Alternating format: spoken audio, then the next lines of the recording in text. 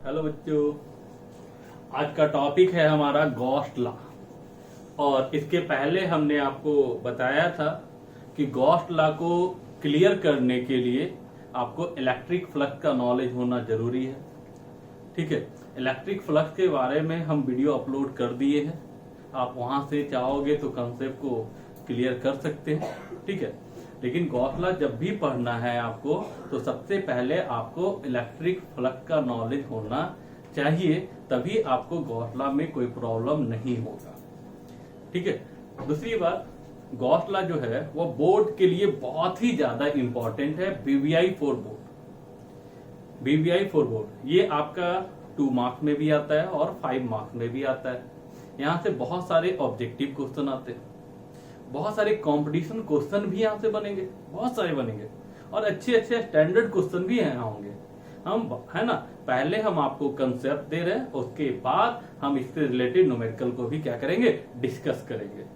तो देखिए Gauss law, Gauss law से पहले थोड़ा सा फ्लक्स के बारे में जान लो, थोड़ा फ्लक्स के बारे में जान लो भाई। इलेक्ट्रिक फ्लक्स, इलेक्ट्रिक फ्लक्स, इसका फॉर्मूला बताया गया था, याद है?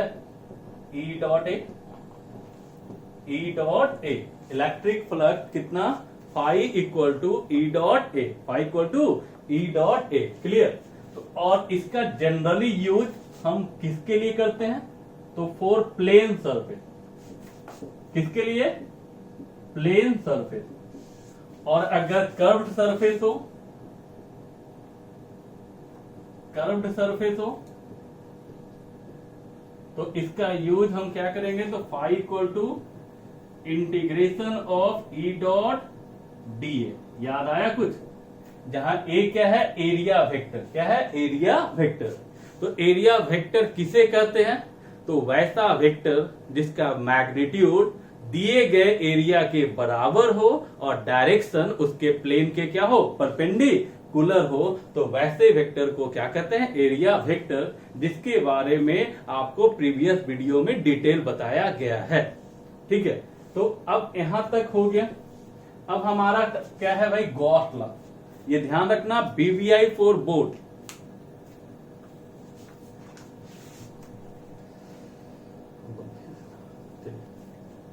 देखिए गॉस लॉ, तो हमारा डायलॉग तो याद ही होगा कि अगर कोई भी पॉइंट बोर्ड से रिलेटेड हो तो आपको क्लास में ही याद हो जाएगा। तो भाई इसको भी तो याद होना चाहिए।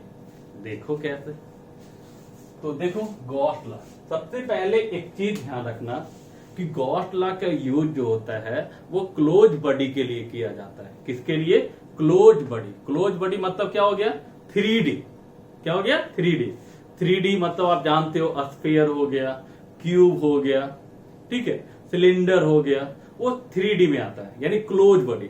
ध्यान रखना, Gauss law is only use for close body, only use for close body, never try for open body. यानी गॉस लॉ का यूज हम किसके लिए करते हैं, तो क्लोज बॉडी के लिए करते हैं। इसका यूज कभी भी हम ओपन बॉडी के लिए नहीं करते। क्लियर? चलिए अब यहां देखिए, कहता क्या है, definition by Gauss law, phi total is equal to q enclose by epsilon naught. क्या हम इसको ऐसा लिख सकते हैं,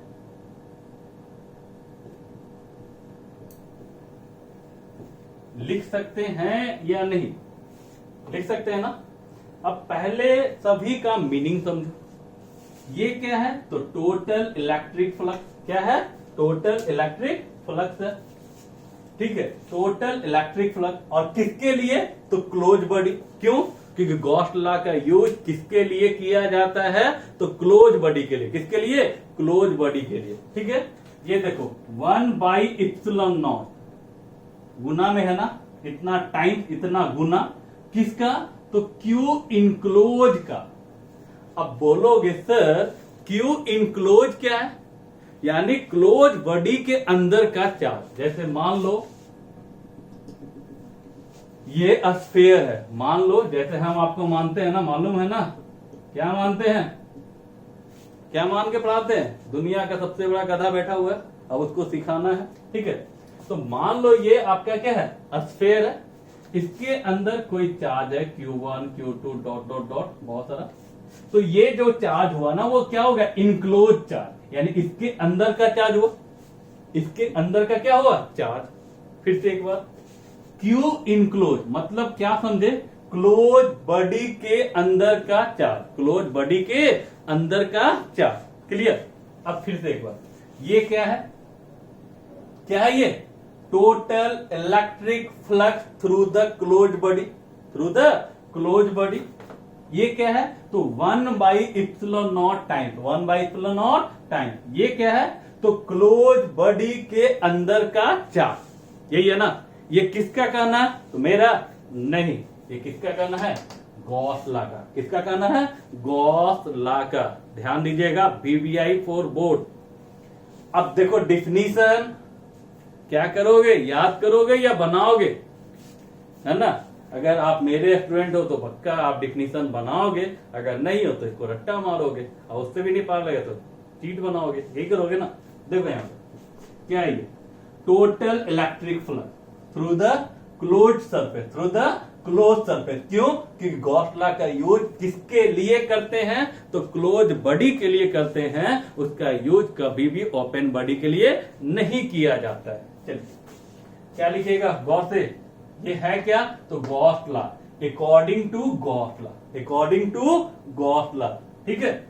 the total electric flux, the total electric flux through the close surface, through the close surface is equal to 1/ε0 time, 1/ε0 time total charge enclose by the surface, total charge enclose by the surface.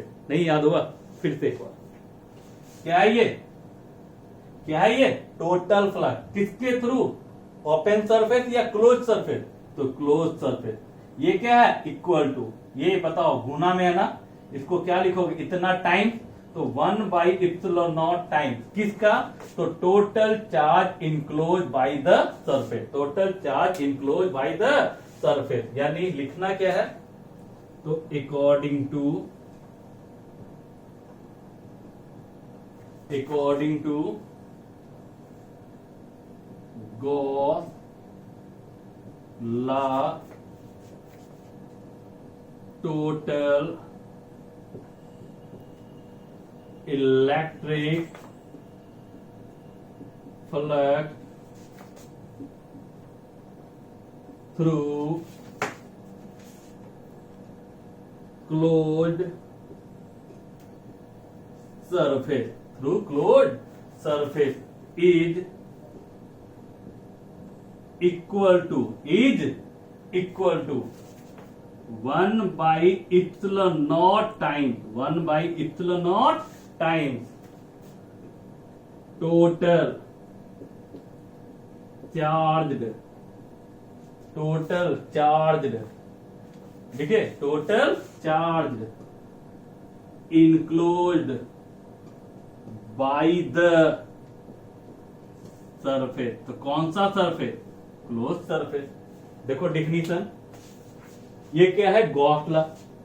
Gauss law का use कहां करते हैं, close body के लिए या open body के लिए, तो क्लोज बॉडी के लिए।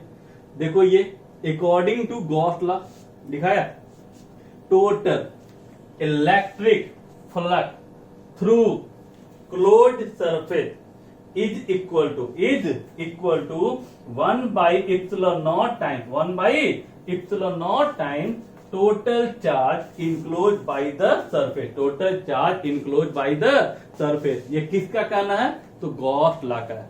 हिंदी में अगर क्या लिखोगे, तो किसी बंद सतह के द्वारा, गॉस के नियमानुसार किसी बंद सतह के द्वारा कुल विद्युतीय फ्लक्स का मान, कुल विद्युतीय फ्लक्स का मान उसके अंदर कुल आवेशों का, उसके अंदर कुल आवेशों का 1/ε0 गुना होता है, 1/ε0 गुना होता है। क्लियर?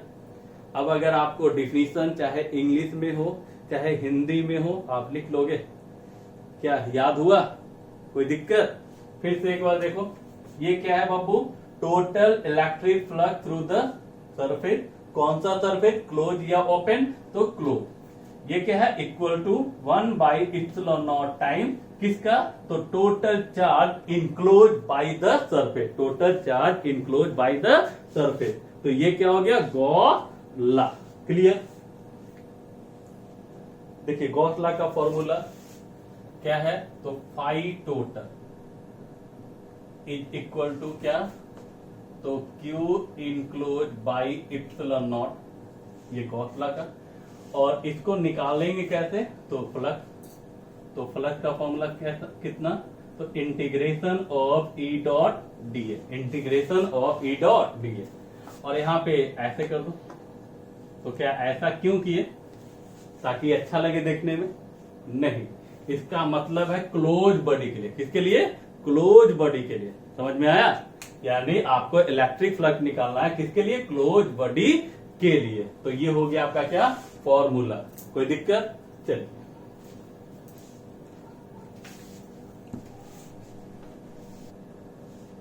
देखिए,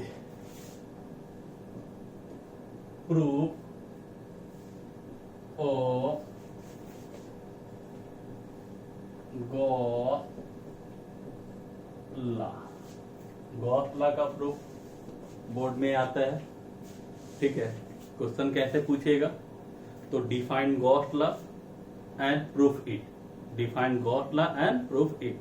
और भी बहुत सारे क्वेश्चन है। डिफाइन गॉस लॉ है ना, using Gauss law, proof Coulomb's law, ऐसे ऐसे बहुत सारे क्वेश्चन है जो हम आपको बताएंगे। ठीक है, तो पहले गॉस लॉ का प्रूफमेंट देख ले कैसे करना है। तो ध्यान दीजिए, अगर आपको प्रूफमेंट देखना है तो आपको इलेक्ट्रिक फ्लक्स पे पकड़ होना चाहिए। इलेक्ट्रिक फ्लक्स पे अगर पकड़ है तो आपको इसमें किसी तरह का कोई दिक्कत नहीं होगा। जैसे देखिए क्या कि मान लो कोई पॉइंट चार्ज Q है, वो किसी पॉइंट O पर है, किसी पॉइंट O पर है। क्लियर? तो आपको पता है ना कि गॉस लॉ का यूज किसके लिए करते हैं? कौन से सरफेस के लिए? Close body. ये चार्ज अभी क्या है? फ्री है। तो हम क्या करेंगे? इसके चारों ओर, इसके चारों ओर एक सरफेस ड्रा करेंगे क्लोज फॉर्म।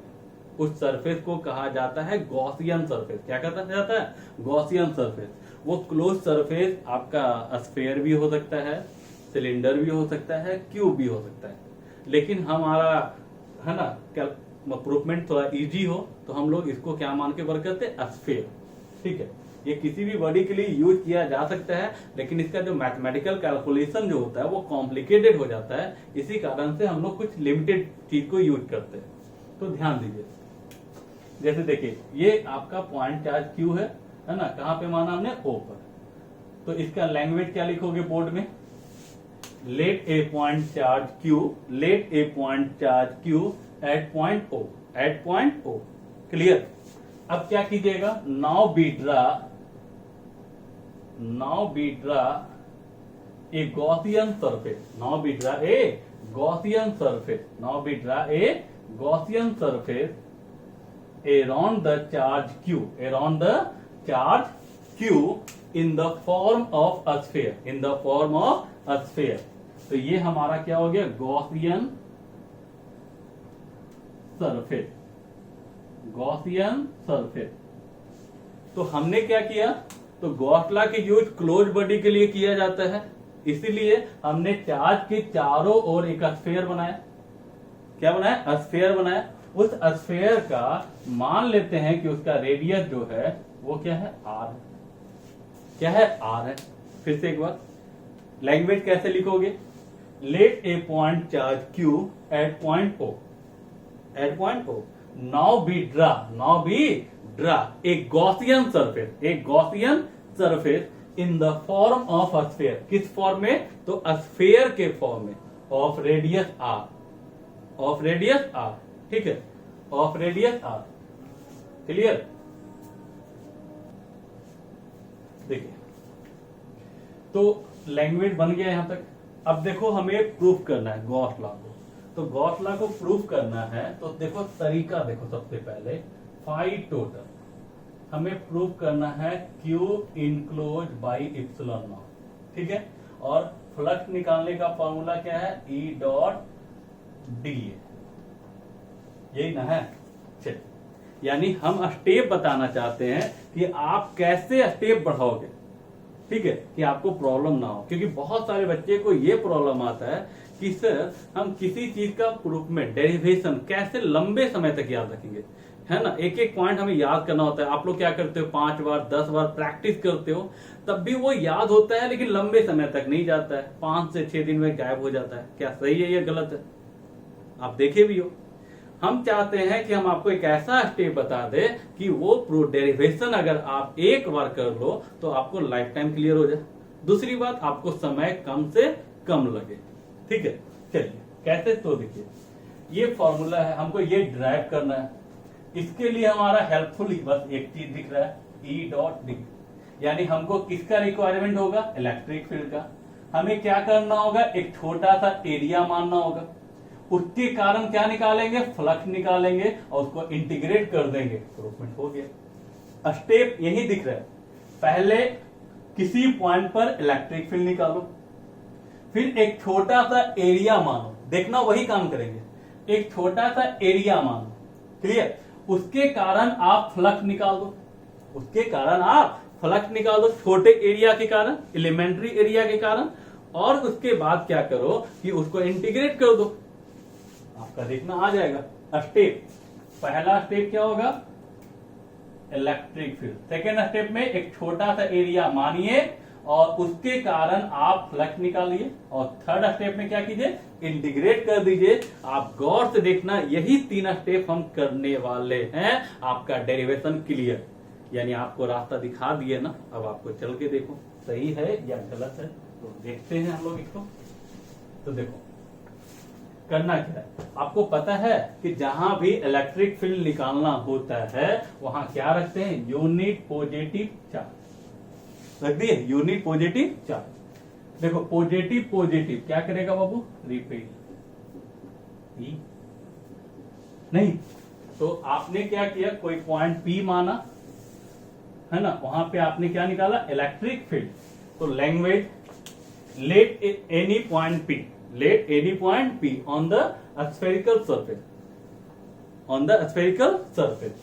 तो आप इलेक्ट्रिक फील्ड निकालोगे, electric field intensity due to Q at point P। तो बाबू ये फॉर्मूला कितना होगा? तो KQ अपॉन आर स्क्वायर, पढ़े हो ना, KQ अपॉन आर स्क्वायर। और डायरेक्शन तो क्या होगा? पॉजिटिव पॉजिटिव क्या करे? रिपेल। यानी ये क्या है ना, ऑडवर्ड है। क्या है? ऑडवर्ड है। तो first step clear. First step क्या था कि हमें क्या निकालना है? Electric field. सेकेंड स्टेप, तो एक छोटा सा एरिया मान लो, एक छोटा सा एरिया मान लो। तो मान लो एक छोटा सा एरिया मान लिए, छोटा सा एरिया, ठीक है, डी। और ये किधर होगा? ऑडवर्ड। क्यों सर? आप ही तो बताए थे कि अगर बॉडी क्लोज हो, अगर बॉडी क्लोज हो तो एरिया वेक्टर का डायरेक्शन किधर लिया जाता है? तो नॉर्मली ऑडवर्ड, नॉर्मली ऑडवर्ड। तो नॉर्मली क्या हो गया? ऑडवर्ड। मीन्स दोनों के बीच का एंगल कितना? तो 0 डिग्री। दोनों के बीच का एंगल 0 डिग्री। अब क्या बताए थे? सेकेंड स्टेप, एक छोटा सा एरिया मान लो, उसके बाद उसके कारण फ्लक्स निकाल दो। तो निकालो भाई, electric flux through area dA. बाबू एरिया जब छोटा है तो फ्लक्स क्या आएगा? बड़ा आएगा, छोटा ही आएगा ना। तो भाई कितना? तो D5 इक्वल टू कितना? तो E डॉट DA। बुझाया? अरे हाँ या ना? बुझाया कि नहीं बुझाया? तो ई डॉट डी ए, तो ई डॉट डी ए बाबू इसको लिखोगे E D A cos theta, तो बाबू थीटा कितना? तो 0। क्यों? मेरा मन है इसलिए नहीं, दोनों का डायरेक्शन क्या है? सेम है। क्यों सेम है? तो कारण बताए हैं। क्यों सेम है? क्योंकि है ना, दोनों का हम कारण बता चुके हैं क्यों सेम है। तो थीटा कितना बाबू? 0। कॉस 0 का वैल्यू, कॉस 0 का वैल्यू सर पता होता तो हम यहां होते। हाँ भाई चलो कोई दिक्कत नहीं। कॉस 0 का वैल्यू कितना? 1। तो डी फाई इक्वल टू कितना? E D A. Second step clear, second step clear. Third step क्या बोले थे कि आप टोटल फ्लक्स निकाल दो। कैसे? तो इंटीग्रेट। बाबू एक चीज बताओ, ई डी ए, तो ई इलेक्ट्रिक फील्ड है, ठीक है। चलो पहले निकालते हैं उसके बाद समझाएंगे। तो थर्ड स्टेप क्या था? Now total electric flux phi total बराबर इंटीग्रेशन ऑफ डी फाई, और ये क्लोज बॉडी के लिए है ना। और ये कितना है आया है? तो E D A, E D A, yes या नो। और बाबू ई यहां देखो कांस्टेंट है। अब बोलोगे सर क्यों, हम कैसे मान ले कांस्टेंट है? तो चलो मानने मत मानो, देखो बताते हैं। देखो यहां रखोगे तो यूनिट पॉजिटिव क्या रखोगे?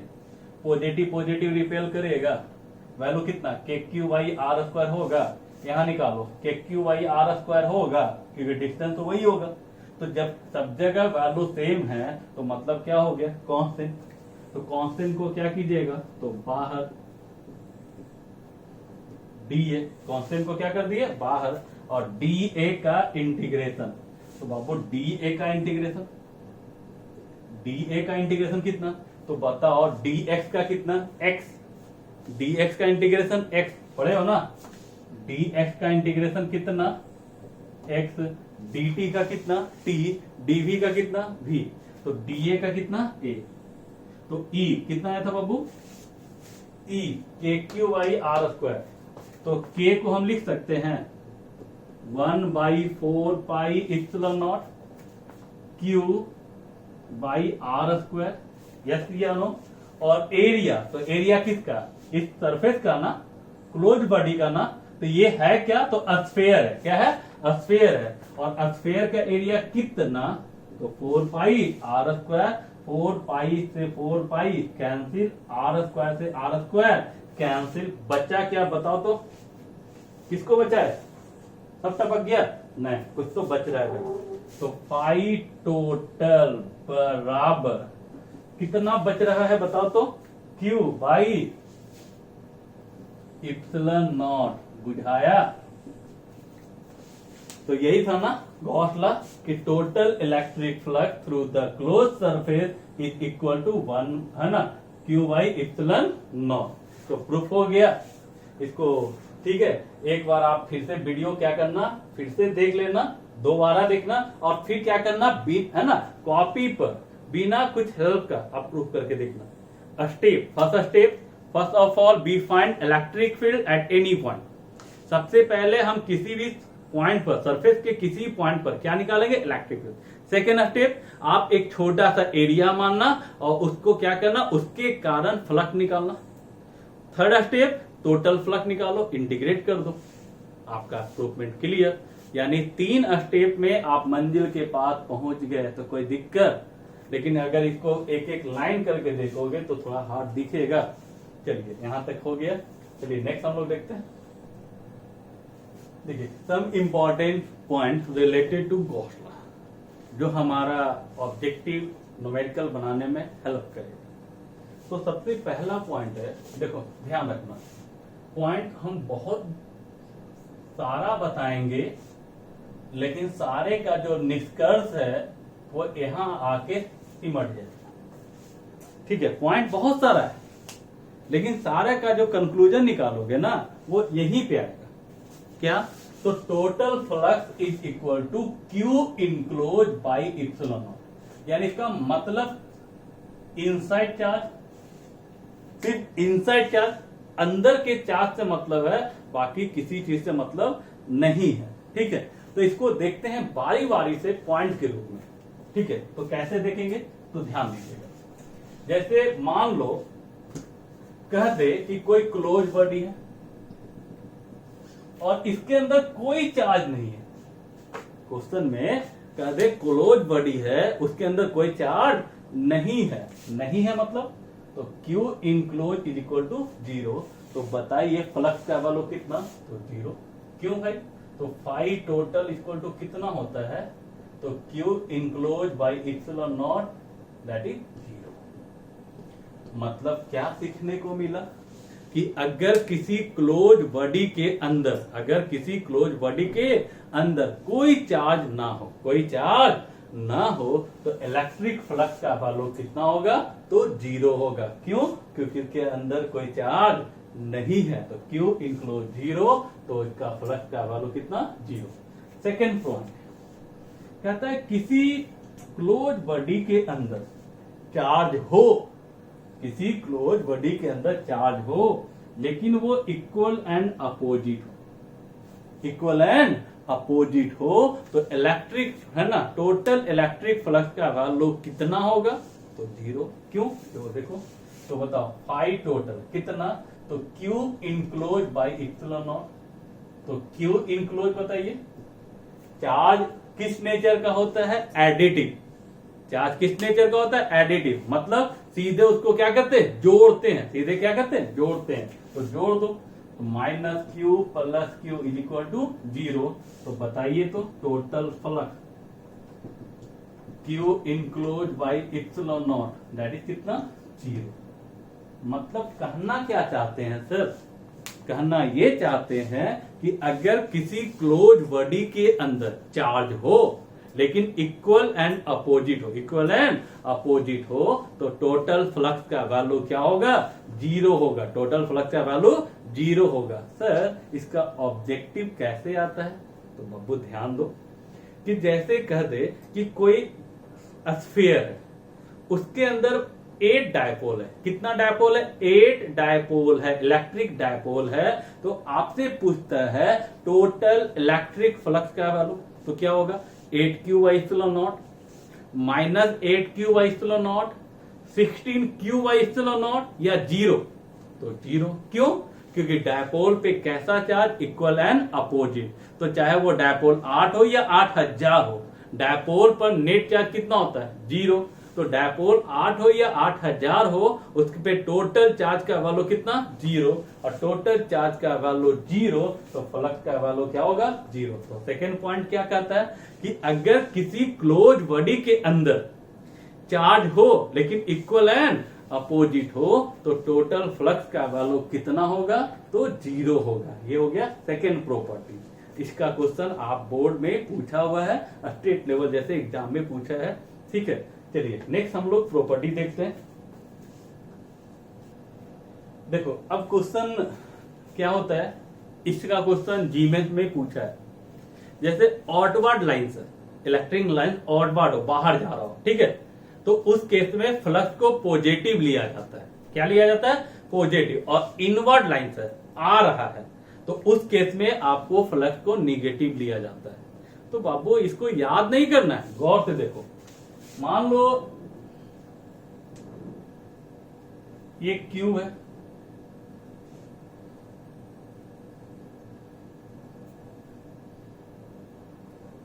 और लाइन से जा रहा है outward, electric line represent positive electric flux. तो बाबू ये आउटवर्ड जा कब रहा है, जब अंदर कोई चार्ज पॉजिटिव होगा तभी। तो पॉइंट है कि आउटवर्ड लाइन से है तो फ्लक्स पॉजिटिव लेना है, इनवर्ड है तो निगेटिव। तो बाबू आउटवर्ड है कब, जब यहाँ क्या है, पॉजिटिव है। अगर मान लो यहीं पे अगर निगेटिव होता तो ये लाइन क्या हो जाता, इनवर्ड हो जाता। तो ध्यान रखना, आउटवर्ड के लिए फ्लक्स क्या लिया जाता है, पॉजिटिव, और इनवर्ड के लिए क्या लेते हैं, निगेटिव। जैसे मान लो इसी में हमारा, ठीक है,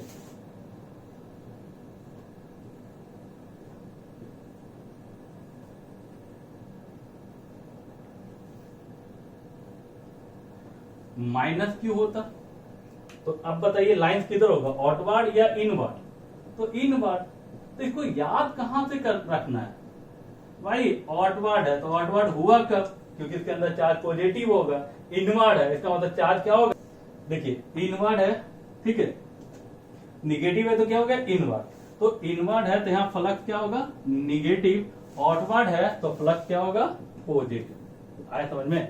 तो outward electric line represent positive flux और inward electric line represent negative flux. ठीक है, इससे रिलेटेड एक ऑब्जेक्टिव हो जाए। चलो देखते हैं, ये क्वेश्चन जो है वो जी मेंस का है, बहुत पुराना है, ठीक है, लेकिन देखो क्या कह रहा है, if the electric flux entering and leaving and enclose surface respectively is φ1 and φ2। तो बाबू एंटरिंग के लिए क्या दिया φ1, लीविंग के लिए φ2, यानी एंटरिंग के लिए फ्लक्स क्या होगा बताइए, एंटरिंग के लिए फ्लक्स क्या होगा निगेटिव और लीविंग के लिए पॉजिटिव। और क्या पूछा है, the electric charge inside the surface, electric charge inside यानी क्यू इंक्लूड। तो by Gauss law, by Gauss law क्या जानते हो, कुछ भी नहीं सर, क्लियर? अब बताओ, ये तो वही है Q इंक्लूड, तो अंदर का चार्ज, तो यहां बताओ एंटरिंग क्या है φ1, तो एंटरिंग के लिए फ्लक्स क्या होगा निगेटिव, लिविंग के लिए क्या होगा पॉजिटिव, यानी ये पॉजिटिव और ये निगेटिव, तो इसको लिखोगे φ2 माइनस φ1, φ2 माइनस φ1 कहां है बाबू, तो ऑप्शन और φ2 minus φ1 by epsilon naught. Clear? ये हो गया आप लोग का, सॉरी एक मिनट आपसे क्या पूछा है, चार्ज इनक्लोज, क्या पूछा है चार्ज इनक्लोज, ये तो टोटल फ्लक्स निकला, और टोटल फ्लक्स कितना, तो Q enclose by epsilon not. एक मिनट थोड़ा सा ध्यान दीजिएगा क्वेश्चन पे, ठीक है, क्यू इनक्लोज आपसे पूछा है, तो टोटल फ्लक्स हमारा निकालना था, तो टोटल फ्लक्स कितना हो जाएगा, तो बताइए, तो φ2 माइनस φ1, क्यों, क्योंकि लिविंग के लिए क्या हो गया है ना पॉजिटिव और एंट्रिंग के लिए निगेटिव, तो φ2 माइनस φ1, और ये कितना 1 by epsilon not into Q enclose. Clear? Q enclose, तो इसको लिखोगे क्यू इंक्लोज पूछा था ना, तो ये मल्टीप्लाई हो जाएगा, तो φ2 माइनस φ1 इंटू इप्सिलॉन नॉट। देखिए तो क्या आंसर, तो φ2 minus φ1 into epsilon naught. Clear? चलिए नेक्स्ट देखिए, नेक्स्ट प्रॉपर्टी, तो मान लो कोई क्लोज बॉडी है, इसके अंदर बहुत सारा चार्ज है, Q1 Q2 Q3 Q4 dot dot dot dot dot dot. Clear? तो अब देखो फ्लक्स निकालना है, तो फाई टोटल बराबर कितना, तो Q enclose by epsilon naught, तो Q इनक्लोज उसके अंदर का टोटल चार्ज ना, तो टोटल चार्ज कितना Q1 Q2 Q3 Q4 dot dot dot, और चार्ज किस नेचर का होता है एडिटिव, तो जोड़ दो बाबू, तो Q1 plus Q2 plus Q3 plus Q4 dot dot dot by epsilon not, by epsilon not. जैसे एग्जांपल देखो, मान लो ये कोई बॉडी है, यहां आपको 10 माइक्रोकूलम, ठीक है, 2 माइक्रोकूलम माइनस 3 माइक्रोकूलम और 6 माइक्रोकूलम चार्ज दिया, और पूछा इसका फ्लक्स बताइए, नहीं बता दोगे, टोटल फ्लक्स कितना, तो Q इंक्लोज, तो कितना बाबू 10 माइक्रोकूलम 2 माइक्रोकूलम है ना minus 3 microcoulomb plus 6 microcoulomb by epsilon naught, यानी कितना, तो बताओ ये कितना हो जाएगा 12 है ना, ये आपका 18 माइनस 3 यानी 15 माइक्रोकूलम बाई इप्सिलॉन नॉट। अब देखो माइक्रो का वैल्यू पुट कर देना, इप्सिलॉन नॉट देखो यहाँ पर क्या था, तो चार्ज देखो इस पे सभी चार्ज था ना 10 2 माइनस 3 और 6, सबको क्या कर दिए जोड़ दिए, प्लस है तो प्लस एक साथ हो जाएगा, माइनस एक साथ हो गया, हमने इसको ऐड कर दिया बाई इप्सिलॉन नॉट, ऐड किए तो कितना हो गया 10 2 12 12 6 18 में से 3 गया कितना 15, यहाँ वैल्यू पुट करना है तो माइक्रो का वैल्यू पुट कर दोगे, इप्सिलॉन नॉट का वैल्यू पुट कर दोगे, जो भी आएगा वो फाइनल आंसर होगा। ठीक है, तो ये आपका नेक्स्ट प्रॉपर्टी। उसके बाद हम लोग देखते हैं, चलिए नेक्स्ट प्रॉपर्टी, इसका क्वेश्चन जी मेंस सॉरी जी एडवांस और एम्स में पूछ चुका है। ठीक है, इसमें क्या है कि अगर मान लो कोई बॉडी है और कोई चार्ज बाहर है तो इसका कोई कंट्रीब्यूशन नहीं होगा इलेक्ट्रिक फ्लक्स, यानी इस सरफेस के लिए इसका कोई कंट्रीब्यूशन नहीं होगा। यानी मतलब तो आप देखो ना, फाई टोटल क्या है, q enclose by epsilon naught. बार बार क्या कहना चाह रहा है, इनक्लोज अंदर के चार्ज, बाहरी चार्ज तो उसको मतलब नहीं है। क्यों नहीं है, तो देखो यहां से लाइन गया, लाइन से गया, तो जितना इनकमिंग लाइन है उतना ही आउटगोइंग है, तो नेट वैल्यू कितना हो जाएगा, 0। तो ध्यान रखना, अगर कोई चार्ज सरफेस के बाहर हो तो उसका इलेक्ट्रिक फ्लक्स में कोई कंट्रीब्यूशन नहीं होता है, कोई कंट्रीब्यूशन नहीं होता है। जैसे क्वेश्चन देखो, जैसे ये न्यूमेरिकल है कि मान लीजिए ये कोई सरफेस है एस, यहाँ चार्ज आपको दे दिया क्यू, ये चार्ज दे दिया क्यू, और एक चार्ज को क्या कर दिया, बाहर कर दिया। तो आपसे टोटल फ्लक्स पूछा है, तो चार्ज तो यहाँ 3 चार्ज है ना, लेकिन अंदर वाले से मतलब है, बाहर वाले से कोई मतलब नहीं है। तो यहाँ टोटल फ्लक्स कितना होगा बाबू, तो Q plus Q 2Q by epsilon not. Yes या नो, तो ये हो गया आपका एम्स का क्वेश्चन। ठीक है, नेक्स्ट प्रॉपर्टी देखते हैं। देखो लास्ट प्रॉपर्टी यहां देखते हैं, इलेक्ट्रिक फ्लक्स जो होता है वो शेप और साइज पे डिपेंड नहीं करता है, वो सिर्फ डिपेंड करता है point charge inside the close body, उसको शेप और साइज से मतलब नहीं है। जैसे देखो ये क्वेश्चन नीट का है बाबू, जैसे मान लो ये आपका क्यूब है,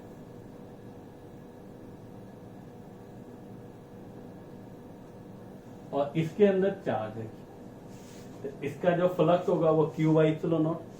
अब अगर इसके साइड को अगर आप इसको 2 टाइम्स कर दो, डबल कर दो, तब भी फ्लक्स कितना ही रहेगा, क्यू बाई इप्सिलॉन नॉट। अगर इसको साइड को कम कर दोगे तब भी आपका फ्लक्स में कोई चेंजिंग नहीं होगा, यानी वो शेप और साइज। मान लो ये इसको क्यूब है ना, इसको स्फीयर कर दे, इसके अंदर चार्ज क्यूब है, तो इसका भी फ्लक्स कितना होगा, तो q by epsilon naught, Q by epsilon not. यहाँ भी फ्लक्स कितना, तो क्यू बाई इप्सिलॉन नॉट। मतलब कहना क्या चाहते हैं कि इलेक्ट्रिक फ्लक्स जो होता है वो क्लोज बॉडी के शेप और साइज पे डिपेंड नहीं करता है, वो डिपेंड किस पे करता है, तो वो डिपेंड करता है position of charge particle inside, यानी अंदर कहीं भी रहे उससे मतलब नहीं है, अंदर होना चाहिए, है ना। इसका कुछ स्पेशल केस है जो आजकल कंपटीशन में डायरेक्ट पूछ रहा है, तो उसको भी देखते हैं हम लोग। ठीक है, देखिए अब यहाँ पे क्या है, मान लो ऐसा केस दे दे, ये आपका हेमिस्फीयर है, अर्धगोला नहीं, और आपको इलेक्ट्रिक फील्ड जो है वो आपको अपवर्ड दे दे केस में,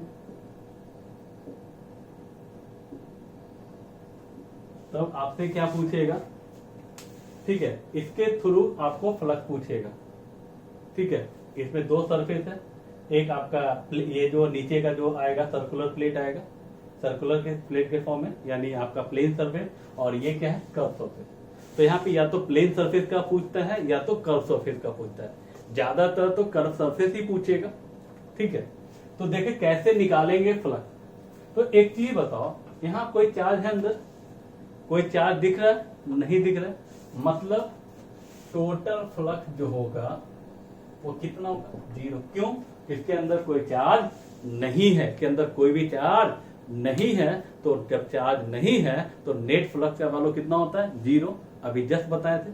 ठीक है, अब एक चीज बताइए, ये जो हेमिस्फीयर जो है हमारा कितने सरफेस से मिलके बना है, 2 स्फीयर है ना सरफेस, एक आपका कर्व है और दूसरा आपका क्या है, प्लेन है।